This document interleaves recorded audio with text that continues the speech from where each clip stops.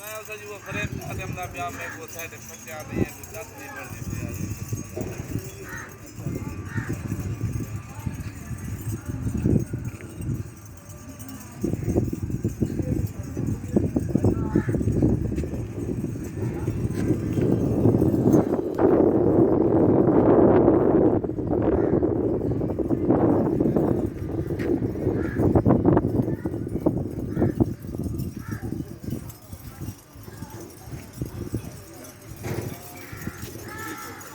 मैं भी फ्रेम आदमी हो रहा है